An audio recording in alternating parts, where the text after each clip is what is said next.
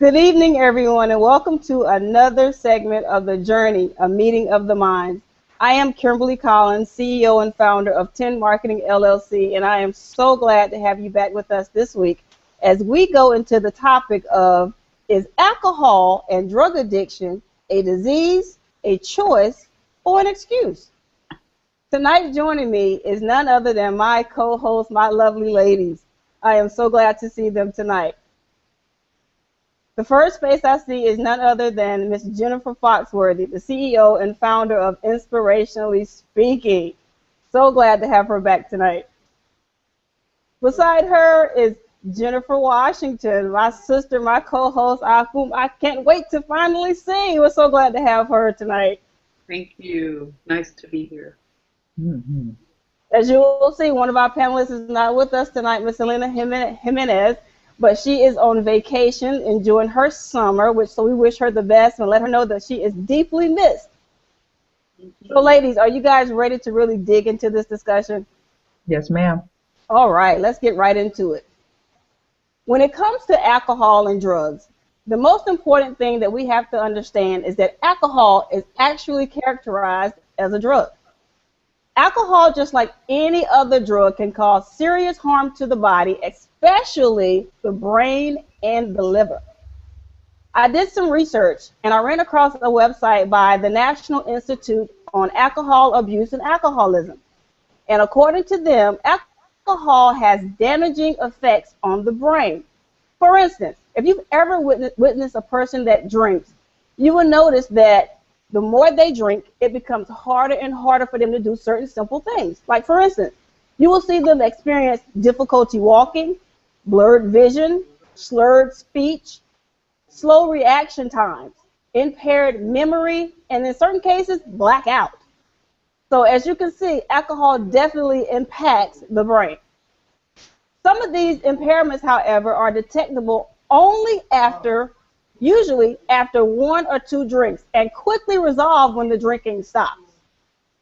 However, there are some people that push the envelope, and they drink heavily, meaning multiple drinks every single day over a long period of time. When this happens, brain deficits increase. And the key thing here to remember is when it comes to your brain, alcohol impairs it in a way that a lot of people don't think about. For instance, we do know that heavy drinking may have extensive and far-reaching effects on the brain, ranging from simple slips in the memory to permanent and debilitating conditions that require lifetime custodial care. Yes. So what does that mean? That means a person that does prolonged drinking, the brain becomes an impaired organ. And when that brain becomes impaired, the body, of course, follows because it's the central nervous system. So everything follows and starts to go downhill to where this person pretty much eventually could become a vegetable because the brain no longer functions. But here is something I found very, very shocking. Women, if you are out there and you are a heavy drinker, realize that women are more vulnerable to the effects of alcohol. For example, alcoholic women develop cirrhosis of the liver more frequently than men and quicker than men. Also, women will experience alcohol-induced damage to their heart muscle a lot quicker than men as well. Alcohol has a higher tendency to damage the nervous system of women quicker than it does of men. Even if the women drink fewer years than men, we are still more susceptible to the more debilitating damage versus our male counterparts. I think this is very important because when I grew up, a lot of the people that were in my house doing all the drinking happened to be a lot of women. But I will cover that a little bit later on in the segment. Right now, I want to pass it over to Ms. Jennifer Foxworthy, who's going to talk to us from a counselor's perspective. Jennifer is an alcohol and drug counselor. So I'm going to let her take over. She's going to educate us on everything dealing with alcohol and drugs and addiction. Jennifer Foxworthy. Thank you, Kim.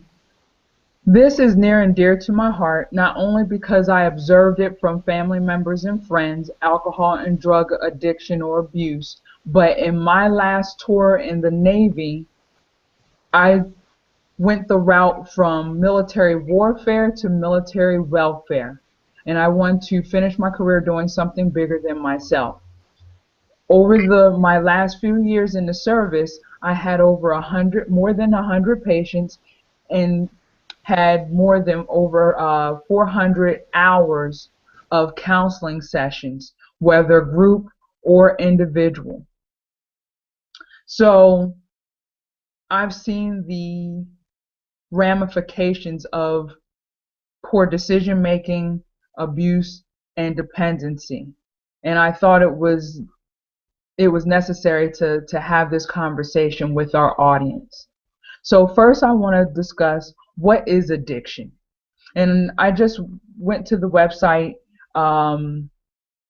Psychology Today, and it says addiction is a condition that results when a person ingests a substance, alcohol, cocaine, nicotine, or engages in an activity such as gambling or sex that can be pleasurable, but the continued use of which becomes compulsive and interferes with ordinary life responsibilities, such as work or relationships, or your health even. Users may not be aware that their behavior is out of control and causes problems for themselves and others. So this is very important, why you have to remain rooted and have a circle of friends and family that are going to be honest with you and do maybe an intervention. The word addiction is used in several different ways. One definition describes physical addiction. This is a biological state in which the body adapts to the presence of a drug so that the drug no longer has the same effect. This is known as tolerance. So then because of tolerance, there is a biological reaction when the drug is withdrawn. And so another form of the physical addiction is the phenomenon of overreaction by the brain to drugs.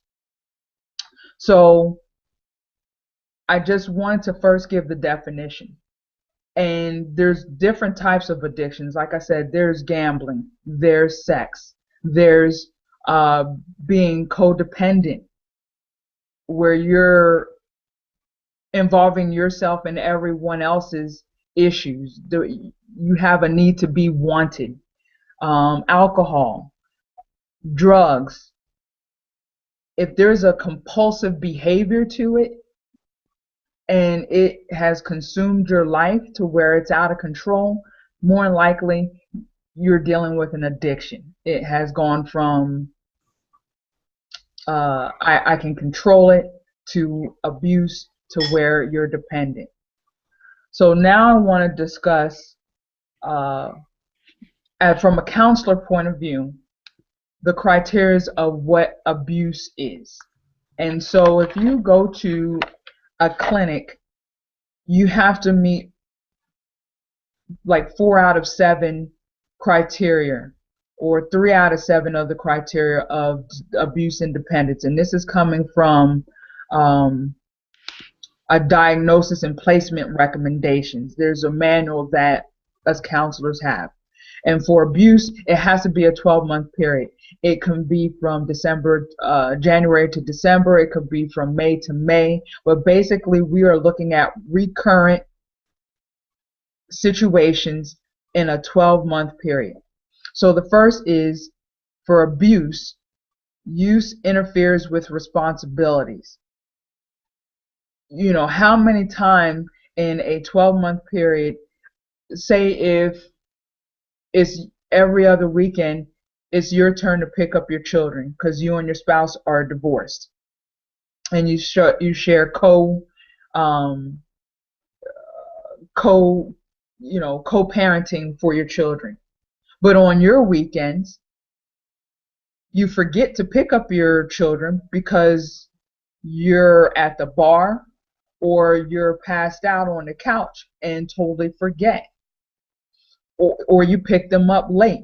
And it just doesn't happen once, but it's happening multiple times. So that's what we can, as far as responsibility, it interferes with your responsibilities. Maybe you're a youth football coach, and it's interfering with your responsibilities to do that job well, or to even show up. The next one is safety related. Reoccurrent substance use in situations in which it physically is hazardous, where you're drinking and driving.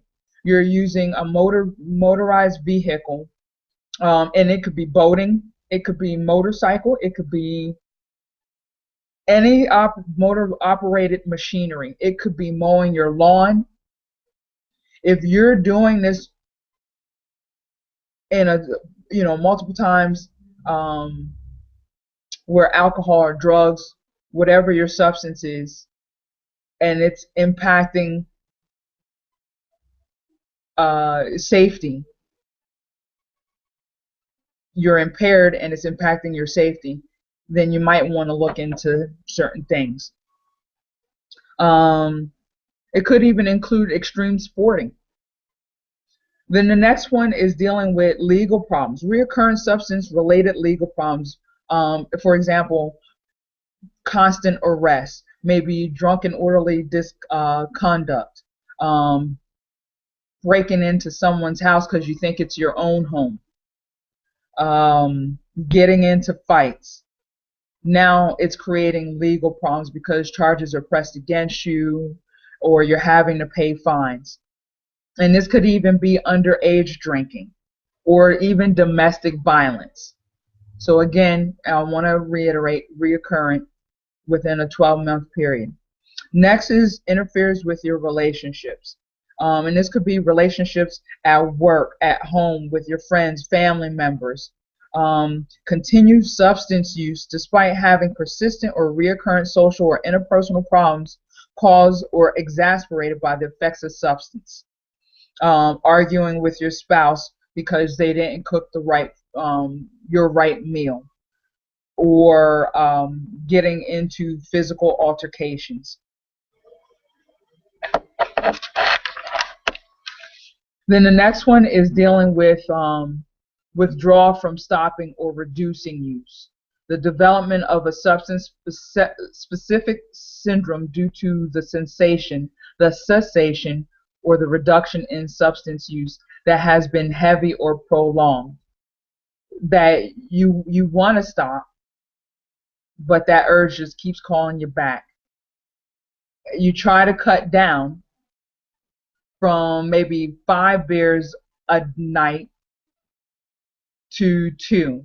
And if you're constantly seeing yourself trying to reduce, cut down, stop, and you're unsuccessful, you might want to think things over. And then last but not least, dealing with abuse is it interferes with life. The substance-specific syndrome causes clinically significant distress or impairment in social, occupational, or other important areas of functioning. So, for example, to be able to think clearly, to have a logical conversation, just certain things, it's interfering with being able to live life to the fullest. Those are criteria for abuse. Like I said, 12-month period, reoccurring. So now I want to get into the criteria for dependence. A maladaptive pattern, and this doesn't have to, it could be any time during a 12-month period, it could be 3 or more of these different criteria. Maladaptive pattern or substance use leading to clinically significant impairment or distress. And this is dealing with tolerance. Tolerance as defined by the following: a need for markedly increased amounts of the substance to achieve intoxication or desired effect, or markedly diminished effect with continued use of the same amount of the substance. So, say you're taking cocaine. And that first hit, it has you going. Now, instead of just one hit, you need 2 hits, and it's now increased. Your body is building up a tolerance. The second one is dealing with withdrawals. Do you show tremors, shakes, delirium, sweats? Because these are all things that we can see, we can witness. If you hold out your hand and it's shaking, and you are a big user of alcohol or drugs, then more than likely you're probably going through some withdrawals. These are characteristics of withdrawal syndrome for the substance. And do you have to take the substance in order to relieve or avoid the withdrawal symptom? Next is loss of control, more or longer than intended. Substance is often taken in larger amounts or over a long period than was intended. And that's going to, say you're going to a party, oh, I'll just have 2 beers. And before you know it, you've drank a whole case. Now you've drank more and longer than what you intended, even if you try to go at it with a plan. The next one is there is a persistent desire or unsuccessful efforts to cut down or control use, quit, cut down, and their failed concerted commitments. The next one is excessive time involvement. A great deal of time is spent in activities necessary to obtain substance. For instance, chain smoking or recovering from its effects. Say you drank all night long and the legal limit is 0.08. It all depends on your state, what their legal limit is. And you stopped 5 hours ago, or say even 8 hours ago, but your blood alcohol content is at a 0.18. So you're over the legal limit after you've stopped, 4, 5, 6 hours.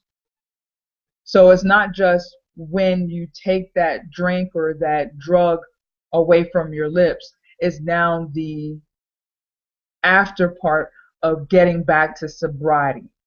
How long does that take? Also, then comes lifestyle change due to using. Say if you love playing basketball with your friends, but now that drug, that alcohol has become your friends. You stop doing the things that you love socially doing because you rather be intoxicated, you rather be high, you rather have your pleasures taken care of sexually or gambling. And especially if you find yourself lying to your friends and family so that you can indulge in your behaviors. So basically, if there's a lifestyle change due to your use. And then last but not least is use despite knowing it causes or worsens problems. Say if you have diabetes and you're on medication. Now we all know, on your bottle it says, don't mix with alcohol or drugs, or don't take with others medications or what have you. Knowing this, and especially if your doctor says if you take another drink, you are going to have cirrhosis of the liver, you are going to suffer these particular consequences. And so knowing that you're on medications, knowing that you already have another disease, but that does not matter. You still are willing to go at it and consume. So those are the criteria that as counselors that we will ask when the patient comes in and they fill out their paperwork. Hopefully they're honest, but we know that people kind of hold back, because who wants to admit that they have a problem, that they have a problem controlling their drug use or their alcohol use or their sex use or gambling?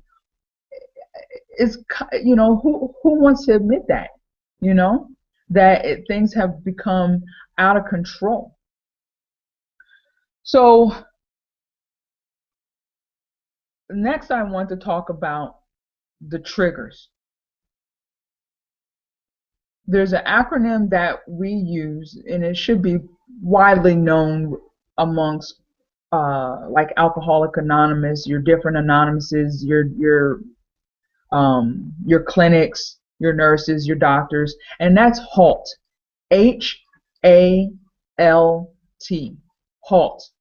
And that stands for hungry, angry, lonely, or tired. If you find yourself in any of those situations, then you are setting yourself up for a relapse. Those are precursors of triggers that will jeopardize your sobriety. And again, that's hungry, angry, lonely, tired. So you may overindulge if you're hungry. If you're exhausted, you're not thinking clearly, again, you may do something that you wouldn't normally do, and you're jeopardizing your sobriety. So hungry, angry, lonely, tired. Next, I also wanted to talk about people, places, and things. I did a blog about this several months ago. And again, this is dealing with triggers of when you are trying to live a life of sobriety, whether it's you've abused it for whatever reason, or whether you were deemed an addict or dependent. In order to have a life of sobriety, you have to remove certain people, places, and things that cause the triggers for you to indulge in that substance or behavior. So, say if I was a former prostitute and my pimp keeps on shooting me up with drugs, alcohol, so I can continue to turn tricks. But now I want to get away from that lifestyle. I want to get away from that pimp. Well, it doesn't make sense for me to frequent the areas that I know that pimp is going to be at. Redo your route. Don't walk that same corner. That's the places. The people is avoiding that pimp at all costs. If that means moving to a different city, different state, you do what you have to. Start a life anew. But just realize it's that sensation that your body, your mind, psychologically, physiologically, you're going to get when you see a certain person, when you're in a certain place, or when it could be a smell. You may have stopped smoking marijuana, but if you go into a club and someone's lighting up, and just the smell of it will trigger a euphoric sensation going through your body. That's the time to say, oh, you know what, I don't belong in here. I smell marijuana. That is a precursor for me going into the strong stuff. So I just wanted to talk about those different things as far as what is addiction, the criteria for abuse, dependency, HALT, as far as it triggering relapses, people, places, and things. Thank you, Kim. Thank you so much, Jennifer. That was valuable information. Jennifer Washington, your comments.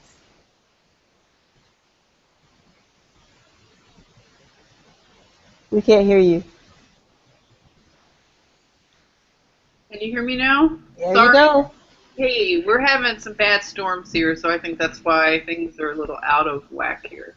But yes, that was really good stuff, Jennifer. Thank you. I I guess I can relate to seeing the effects of alcoholism both in my family and as my practice, being a nurse. And I've watched and listened to many stories, and just what Jennifer was saying, I've seen that played out in lives. So I can echo a lot of the points that she was saying in terms of even triggers, environmental things, and just, the advice that we give patients and teaching them how to live more healthy lives and how to avoid things like triggers. So I can, relate to what she was saying from that standpoint. Absolutely, I totally agree. Everything she said, I've witnessed at some point throughout my childhood. Those of you who know me personally, you know that I was raised in a household where my mother had an issue with alcohol. She was an alcoholic, and it took me years to even let that come out of my mouth. So just saying it now was a big step for me. And growing up under that roof where alcohol was as readily available as the faucet that ran water, I had always had these questions of why or how could such an item have such a hold on a person. And when Jennifer was talking about the urges, I witnessed that.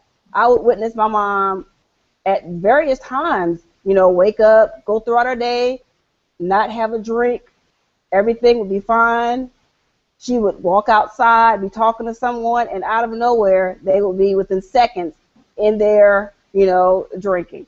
And it could be us walking down the street, and she'd say, you know what, I got to go stop by this person or that person's home. And the next thing I know, they'd be having a conversation, and then there comes the alcohol. It was just urges. It was just like she just couldn't shake it. And I never could understand why, being on the outside, as a child looking in. Also, you brought up HALT, hungry, angry, lonely, and tired. I've seen my mom experience that. I've seen her go without food, and she will consume alcohol. I've seen her angry. I mean, I've seen her go from the nicest, sweetest person to somebody that I honestly did not recognize because of anger. It will bring out these type of emotions in her. So, lonely and tired, there would be days where she would just sit just alone and not really say anything to anybody. And then there were times when, she'd go through the whole emotional roller coaster. And, and it would kind of flip back to where she was my loving mom again. So I've seen all these emotional things that alcoholism can have on a person. And so I remember having a conversation with her once and asking her, why do you subject your body to the alcohol? Because it's damaging. You could see the damaging effects of her, day after day. You could see it, because alcoholism, if you've ever seen a person that's addicted to it, you can see right before your very eye. You see the damaging effects that it has on the human body. And so what I began to realize over time was alcohol became like a coping mechanism for her, as well as for her friends. People with alcohol and drugs, they use it to separate themselves from dealing with reality. My mom had went through some traumatic things in her life, and alcohol became that thing that kind of just blocked all that out.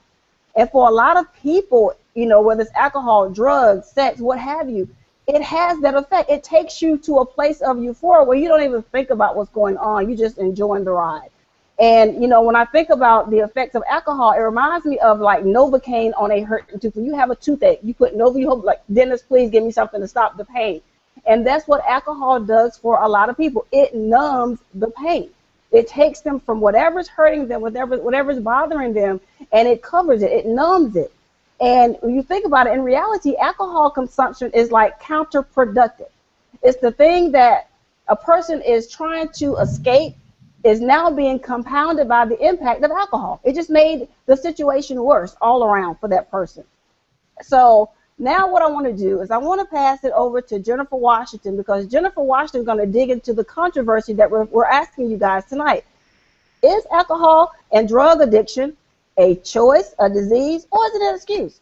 And she's also going to answer that one simple question: are we, the people that are on the outside and the one that does not have the addiction, are we our brother and sister's keeper?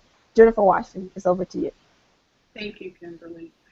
Yes, just to touch on the aspect of the controversy surrounding drug and alcohol addiction, or as they call substance abuse.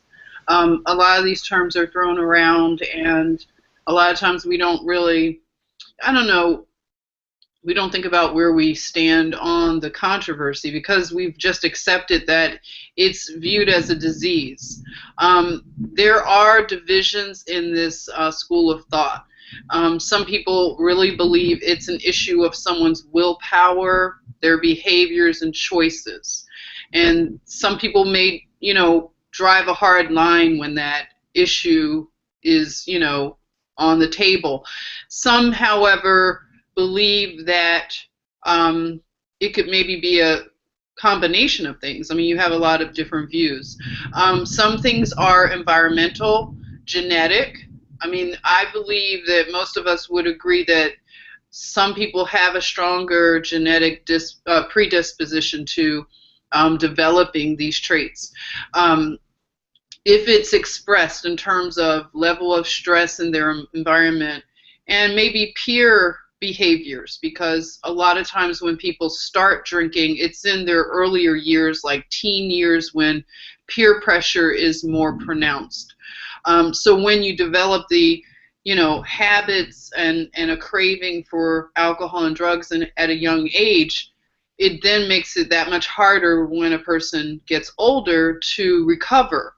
And, people go through series and cycles of recovery and, going into rehabilitation for their issues with these substances. So not to get into all kinds of clinical studies that have been done, you could even see interesting things if you wanted to research it for yourself and see where you fall, on the issue. Even interesting studies on twins. And, there are twins that come from the same zygote or two zygotes, fraternal and identical twins.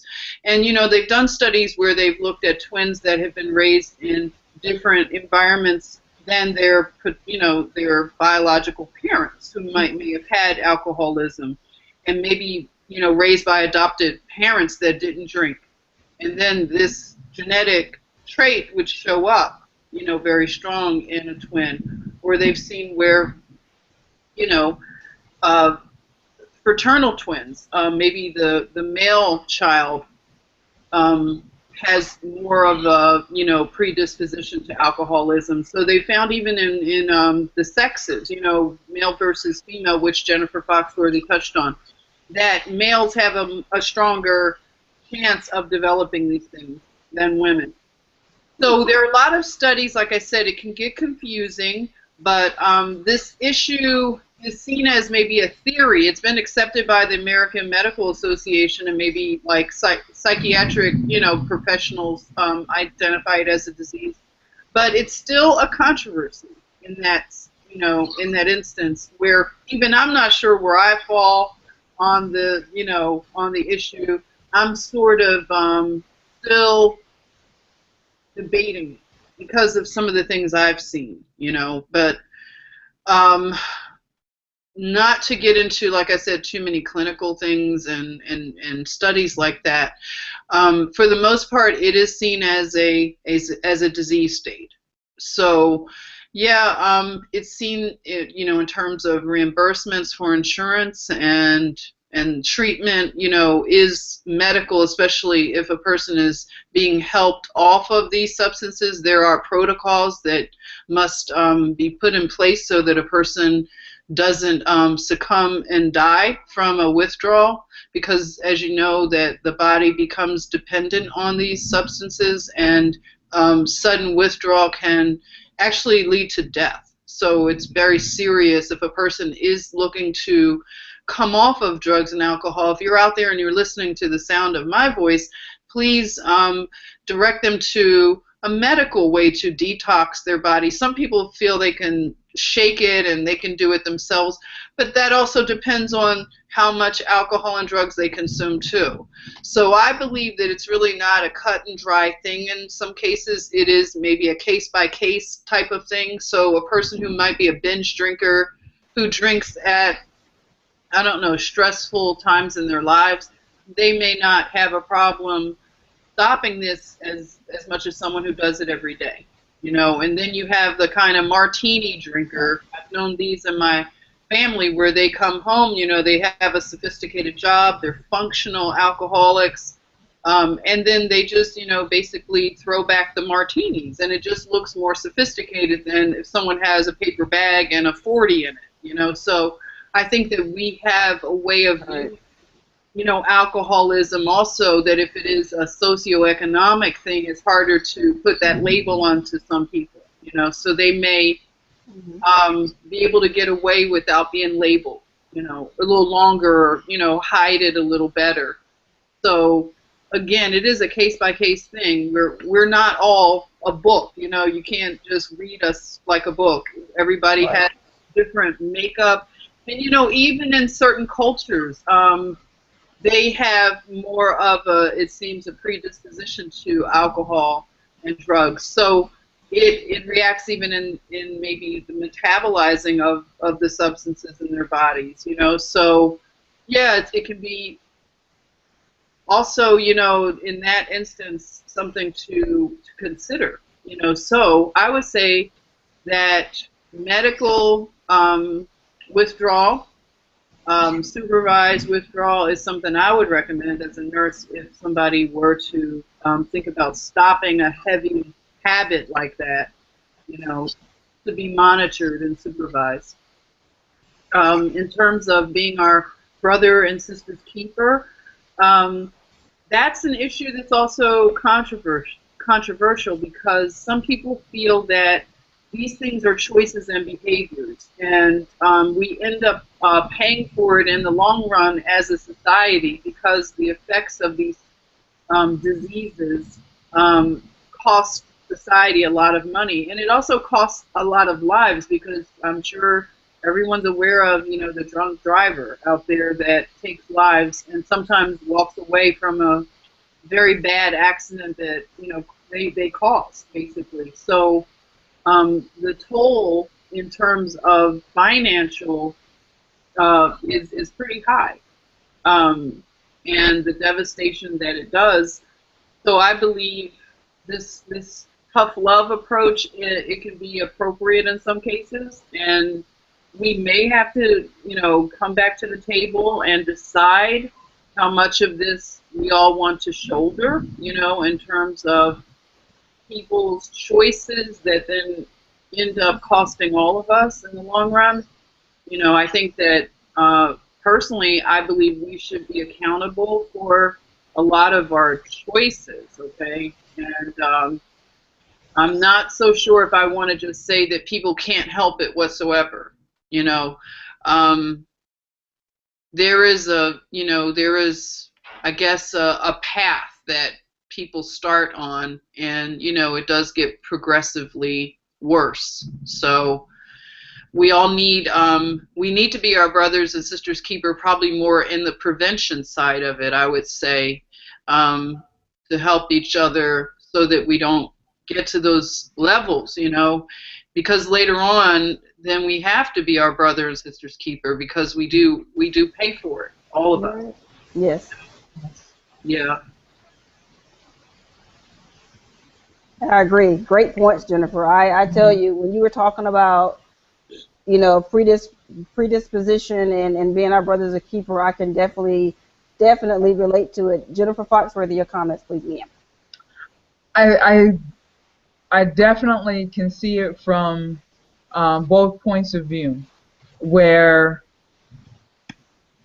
you know, a person is predisposed, whether they're Native American, Irish, or, you know, it could be heritage, and you know that one sip of alcohol or just continuing to drink is going to kick off something.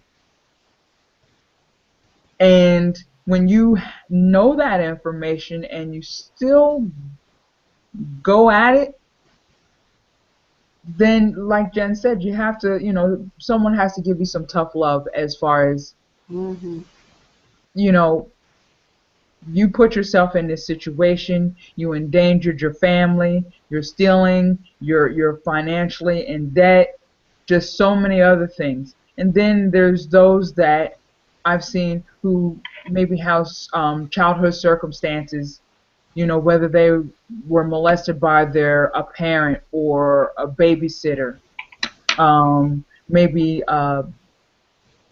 just abused in some type of way. And now as they've grown, into a teenager and adult, they're trying to cope with what they've had to live with and feeling so unworthy that life is not worth living to the fullest.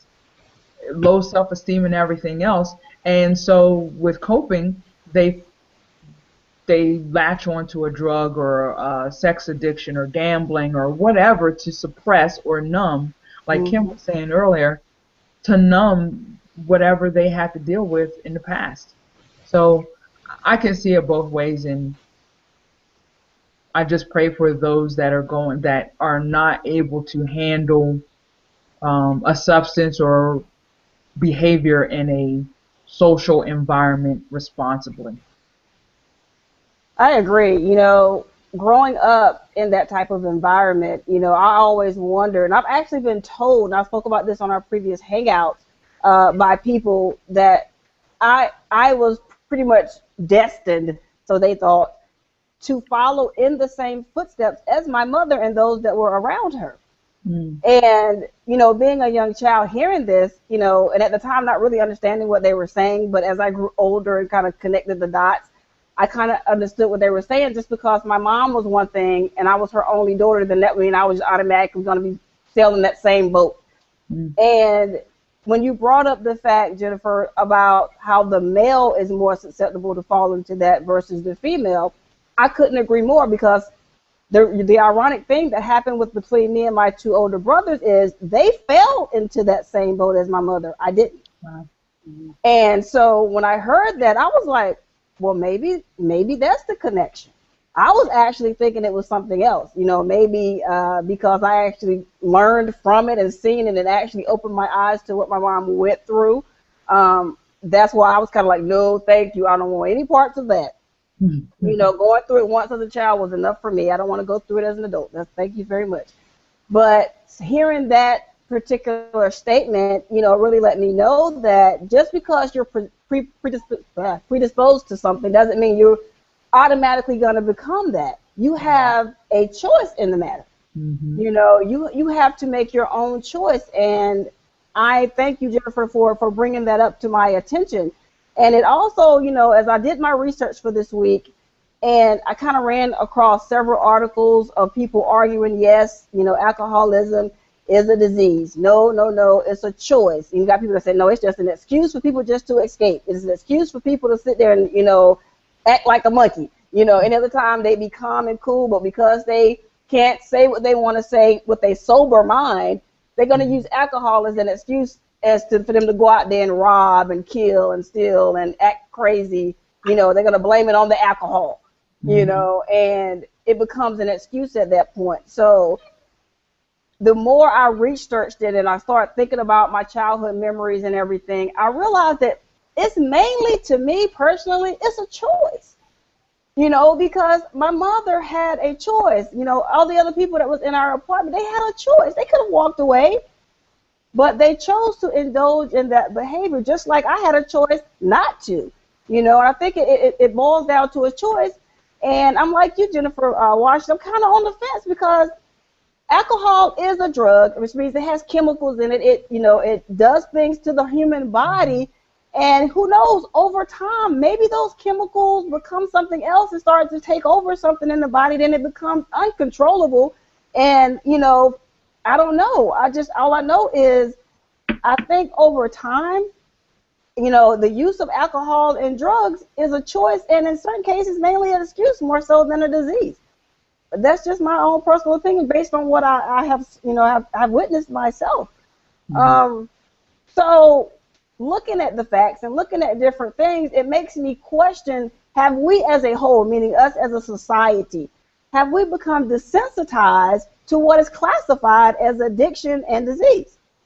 Now, Jennifer Foxworthy, I know as a counselor, I'm sure you've seen many cases of people walking in your office and, you know, with various substance abuse issues.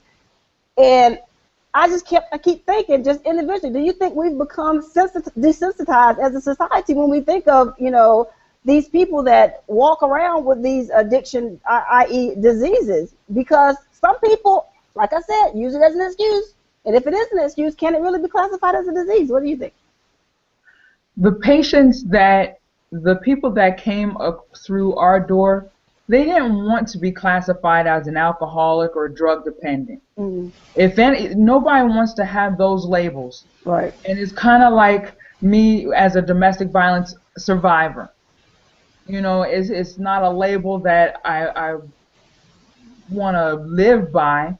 It just happens to be. So I will say that they will minimize, if anything, the people that I have seen, they minimize their consumption. They minimize the problems that they are experiencing in life because they don't want to deal with the treatment. They don't want to get the counseling. They don't want to be labeled as having a problem. Basically, they see being an alcoholic or dependent as having a label of disabled or handicapped or something, and that it's going to affect their career and they can no longer function in society. They don't want that drug or substance to be taken away from them. So I have seen that part of it. I have seen where one guy, he was part-time delivering pizzas. He would have vodka, a bottle of vodka in his car, and soda in a cup, and he's just driving around blatantly drinking and driving. But if you confront him, he's very combative about it. But when you peel back the layers on these different people, there's some underlying issues. Whether they are unhappy in their marriage, whether there was some type of child abuse that they experienced, just something lying dormant underneath that they try to suppress or numb, or maybe the taste was just so good to them they kept wanting more and more and more, to where now everything was spiraling out of control, where their spouses now threatened to leave them, their children no longer want anything to do with them, they can't hold on to a job. So I'm on the fence, but I guess I'm going by what I have seen and what I experienced, is that, if anything, they minimized their problems so that they wouldn't have the label and that they wouldn't have to stop what they were doing, because they didn't see it as a problem.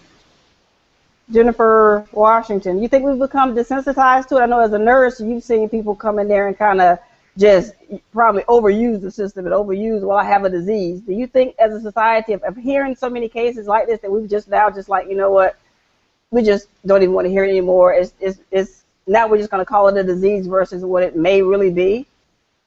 Yeah, I mean, that's something that I'm sorting through based on all of the empiric knowledge I have, just anecdotal, just everything over the 22 years of me being a nurse. I've watched people come in, you know, and we were always told that if someone says, I just have 4 drinks, that you kind of like double it or triple it. I mean, or I have like 1 beer a day. I mean, they always, like Jennifer was saying, minimize what it is. But truth is one of the things that's lacking. Okay, so without truth, you don't have accountability. And I have a hard time with where we are as a society reconciling these issues of non-accountability, just expecting everyone to just excuse and justify things that really are choices that in the long run are not good for us. Individually, they're not good for society, not good for our families. And I just believe that it takes a lot of courage to admit a lot of these things are wrong and that we've gotten off of course, and we need to course correct. You know, just like your GPS, when you're going down the wrong path, it tells you to it's recalculating. Right. Sometimes it'll tell you to make a U-turn if it's safe, you know. I have that kind of wild GPS. It'll be like, make a U-turn, you know. Which you can. It'll keep repeating it, won't it? So I think that's what's happening in our society. We're hearing that, you know, GPS saying, come on, time to make a U-turn. Yes. And, okay, make a U-turn. It's like an alarm that just keeps going off and off. And, you know, we silence it.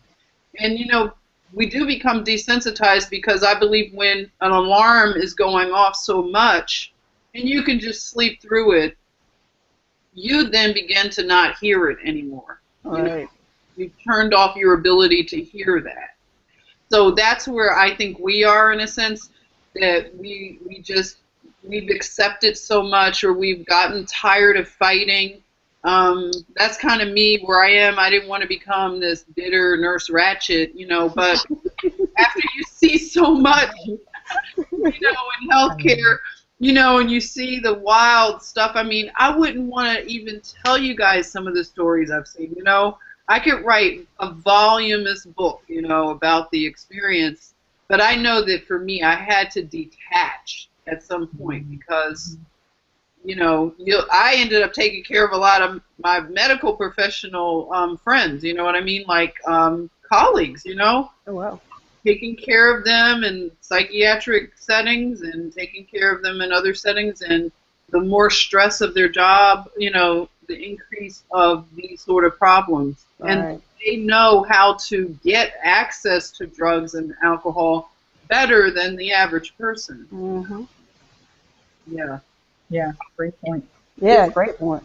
Yeah, it's really hard. I mean, I've worked with nurses that were shooting up patient meds, you know, and everyone knows it. We're all walking around on eggshells because the DEA is maybe doing an investigation, and we have to act like we don't know it. You know, the elephant in the room kind of thing. Right. So, you know, it's hard. You know, and they had protocol for impaired nurses. You know, if you present yourself to your job and it's, you know, the state board and tell them you're impaired, they will help you through a sobriety thing, and then you can actually come back, you know, ease back into the nursing profession, or, you know, physicians, I'm sure it's in place for them as well.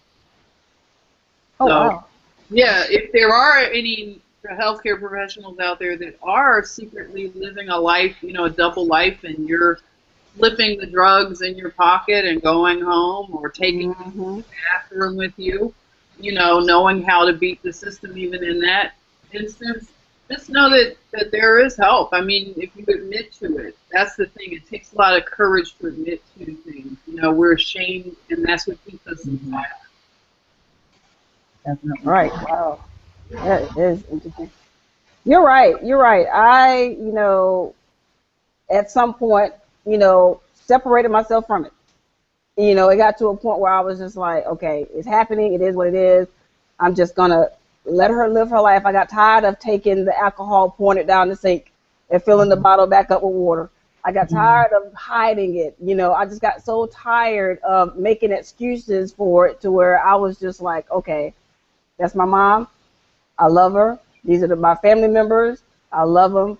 But I can't keep bogging myself down with the issues that they're going through. I had to kind of take a step back and begin to take care of me, because being on the outside, it'll start wearing on you. Yes. And, you know, I heard people, you know, growing up saying, this is going to drive me to drink. Well, you know, had I continued to be plugged into that, I probably would have fallen into that because of the stress of it all, trying to help them and protect them.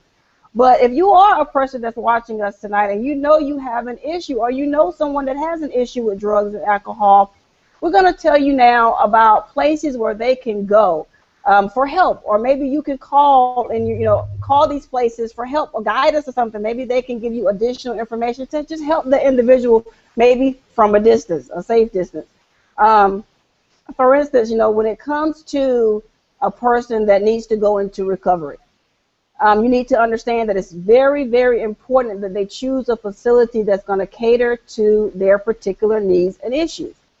Also, I did some research and I found out there are certain insurance policies, or carriers rather, that cover a particular type of alcoholism or drug addiction or different types of addictions out there. So make sure you check with your health care providers and insurance companies out there to see what your insurance may cover, because that lessens the amount that you have to, as a family member or family in general, that lessens the amount that has to come out of your pocket to pay for them to get the treatment that they may need. I went to a website by Alcoholics Anonymous, and that website is www.aa.org.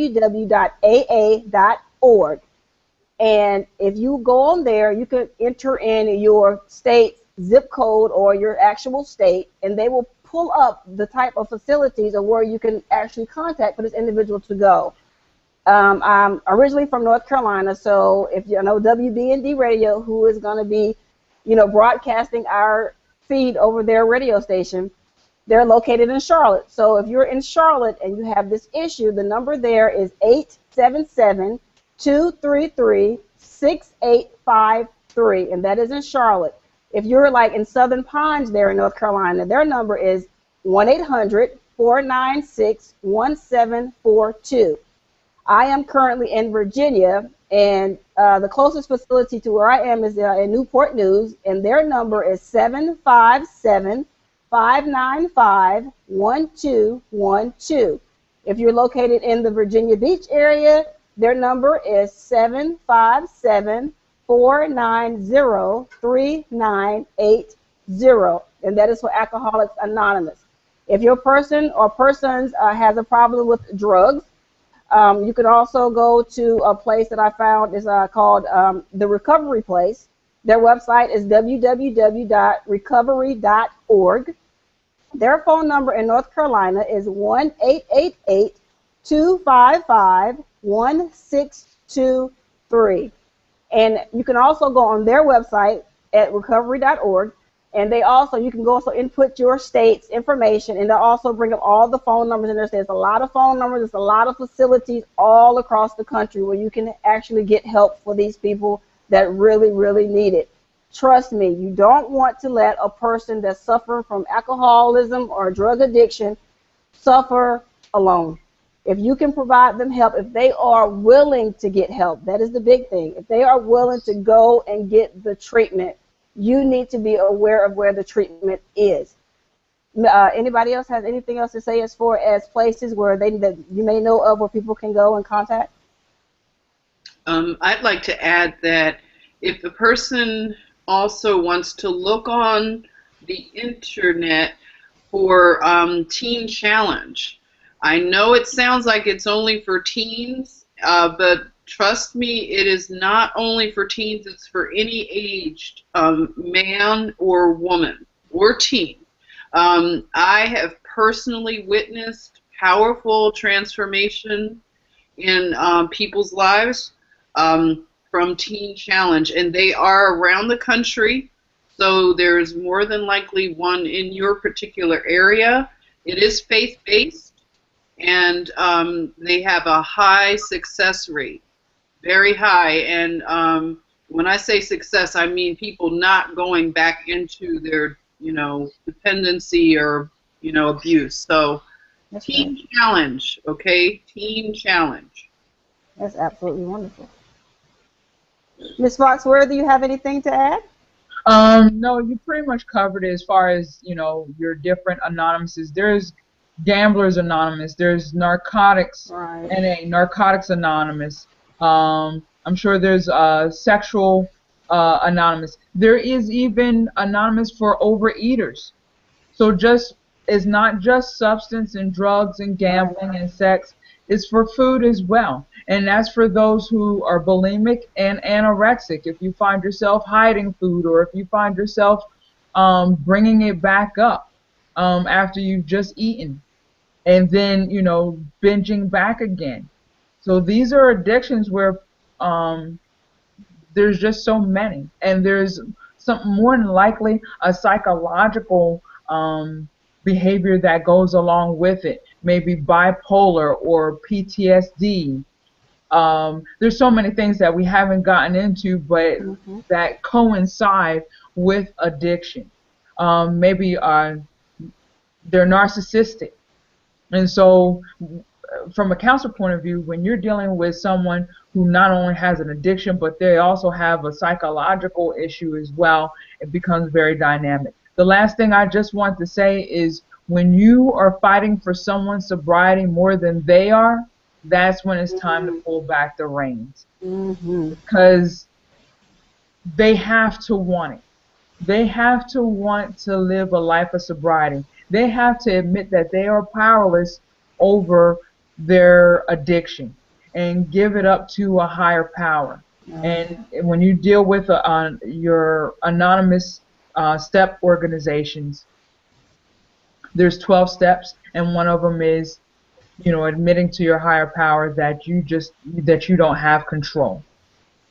Once you can do that, then everything else begins to take place. But if you find yourself fighting for someone else's sobriety more than they are, that's when, like Kim said and Jennifer Washington, time to do that tough love and pull back.